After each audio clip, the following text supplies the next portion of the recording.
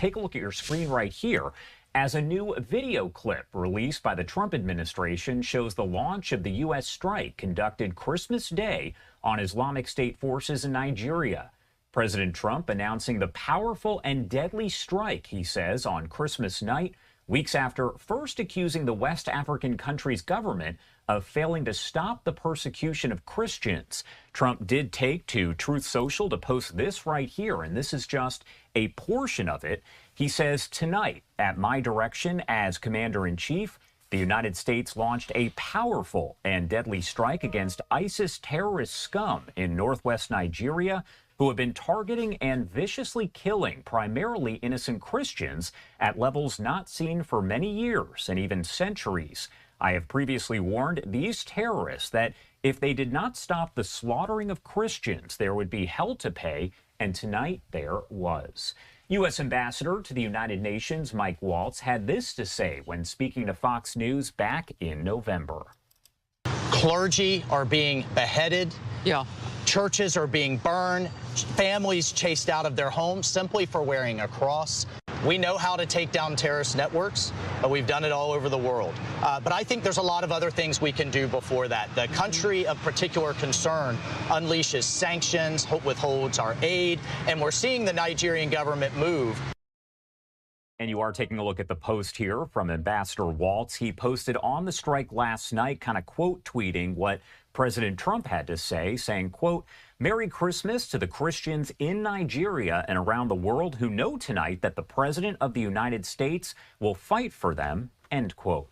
Now, I do want to bring in former Kansas Governor Sam Brownback, who served as ambassador at large for international religious freedom during President Trump's first administration, to discuss all of this and break down exactly how we got to this point. Sam, thank you so much for taking the time to be here with us today. Oh, happy to join you, and Merry Christmas. Still Merry in Christmas. background here.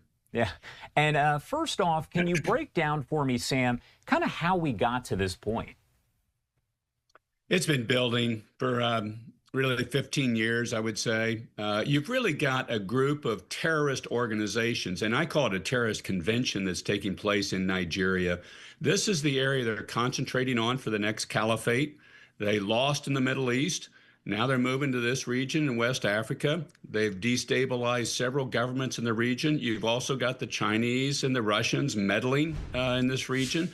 And here's an area that the Nigerian government, in many respects, has just lost control of, which is typical, again, of how you get a caliphate started, how you get all these terrorist groups coming to this region. And then their primary target is destabilizing the government, killing Christians, and they'll kill Muslims that don't agree with them as well.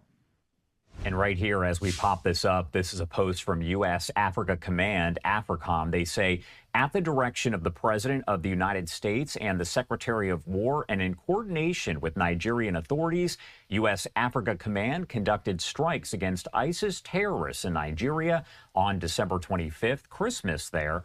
And again, we're learning all of this information, but there are still so many questions. Can you talk about which ISIS-affiliated group is operating there in Nigeria and how active it's been recently? You talked about how this has kind of been developing over time. You've got multiple groups, and then the groups themselves will splinter. You've got ISIS West Africa, you've got Boko Haram that's operating in the region, you've got ISIS Sahel, which is just that region that's operating. So you've got multiple ones that are operating in the region. Like I say, it's just really this gathering of terrorists that have decided this is the real place we can go next. What I admire really about the president's decisive action here is that's exactly what's needed to prevent this caliphate from building. You could end up, if you don't get aggressive action here, of a caliphate of 250 million people spread throughout West Africa by all these various terrorist groups just operating, pushing, getting more people recruited into it. And it's widespread killing that's been taking place for over a decade now. This has really got to be decisive. It's got to be aggressive. And the sooner you can get on top of it, the more likely it is that you're going to stop the caliphate from getting formed. When you talk about Christmas Day specifically, again, we're talking about the persecution of Christians, and we get this announcement from President Trump that the strikes have been made there on Christmas Day into Christmas night. What is the significance overall of that? Do you think that was done on purpose? I do. And I normally Easter and Christmas are a couple of the most deadly days for Christians around the world in these countries where Christians get persecuted, like Nigeria. Nigeria is the most deadly country to be a Christian in the world. And this has been building, as we've talked about earlier. So I think the president's just sending a clear message. You normally kill a bunch of Christians on Christmas. We're going to strike back at you on Christmas so that you feel what you've been giving to Christians all this time. And I think it's a message to these terrorist groups around the world that persecute Christians. We're going to stand up. We're going to fight for them. When you talk about just what could happen here as the days progress, the weeks progress, is there any sort of danger now of retaliation against U.S. personnel anywhere across the region, across the country there, across the world as a result of this? What would you say? Oh, there is. We better be on heightened alert, particularly in those places that are on the front line type of countries, like this Middle Belt in Africa is one that you certainly would want people to be on high alert at this point in time, because they're going to say, we want to retaliate. Some of these groups want to draw the U.S. Into this, and this is kind of a showing of their abilities that they claim as jihadists. But yeah, you really want to be on alert at this point in time. And you don't know how much armament these groups have from Iranians, how much they've connected with them, how much they've connected with other countries that can supply them weaponry.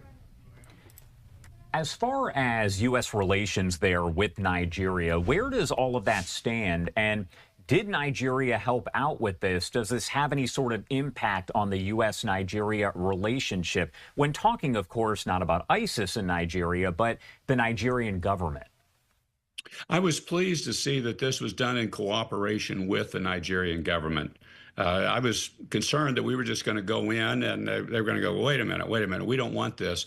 They are losing control of the country. That's one of the big problems. There have been 3 countries where regimes have fallen in that very region of that Sahel. So this is not, some sort of moot question. This is in the air and it's in the region and the atmosphere. So them working with the United States hopefully will help stabilizing. But long term, the Nigerian government has to get serious about protecting these Christians in their own country. They've been slaughtered, they've been killed, they've been pursued, they've been hunted down, they've been kidnapped. Schoolgirls have been kidnapped for a long period of time. And the Nigerian government has been feckless in their response. So I think we've really got to get at a long-term solution in this situation, not just some military strikes, which are important and show the resolve of the United States on this, but we've really got to get at this on a long-term basis and allow the Christians to be protected in Nigeria and throughout that region. And this is actually from Secretary of Defense Pete Hegseth, who also is known there as the Secretary of War in the Trump administration. The president was clear last month the killing of innocent Christians in Nigeria and elsewhere must end. The Department of War is always ready. So ISIS found out tonight on Christmas. More to come. Grateful for Nigerian government to support and cooperation. Merry Christmas. As far as all of this developing, is there anything that maybe people misunderstand about all of this, the entire situation as it does develop? I think it's easy to misunderstand the gravity and the magnitude of the potential problem in this region. This thing is a powder keg. You get another caliphate established where terrorists can operate freely, that's going to spread all over the world. It's certainly going to hit into Europe, and it's going to hit our targets overseas for sure. You don't want that to happen. You want to get on top of that before that does happen. I think people sometimes look at this and just say, well, okay, President Trump's motivated to protect Christians. He's just doing that. This is a much bigger issue, and we've really got to get on top of it before you see your next Afghanistan that starts blooming and sending terrorists everywhere. And I want to pop this up right here. This is coming in from our friend Lucas Tomlinson over at Fox News, saying U.S. forces have launched airstrikes in Nigeria, Somalia, Syria, Yemen, Iran, the Caribbean, and the Eastern Pacific this year. What do we need to be watching for? And you kind of touched on this, but as we assess whether the strikes were maybe effective, what happens next, and what do we need to keep an eye on? The strikes are going to be effective in that they show the people around the world the United States has resolve on this. They know we've got the weaponry. They just don't think we'll use it.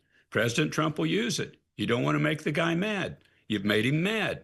And now he's striking back at you. I think people really need to see the the magnitude of what this is really all about. And it's about stopping this next buildup of terrorism that we've had so many problems with and spent so much money trying to subdue around the world. All right. Sam, thank you so much for taking the time to join us here. As we mentioned, there's a lot to it, so we can only touch on so much. But is there anything else that we missed? Anything you want to make sure to add here before I let you go? Just how important the very concept of religious freedom is for a civilization around the world. Religious freedom guarantees the right of everybody to practice their faith wherever they are, whoever they are. And you don't have that in Nigeria. You don't have that in a lot of the world. The communist countries pursue and have a war on faith. This is really one of those tectonic plates between civilizations, is whether you grant religious freedom and protect religious minorities or you don't. And I think you're going to see that come into much sharper focus in the months and years ahead. All right. Sam, thank you again for being here with us and helping to break it all down. We definitely appreciate it, and I'm sure we'll have you back very soon. My pleasure. God bless.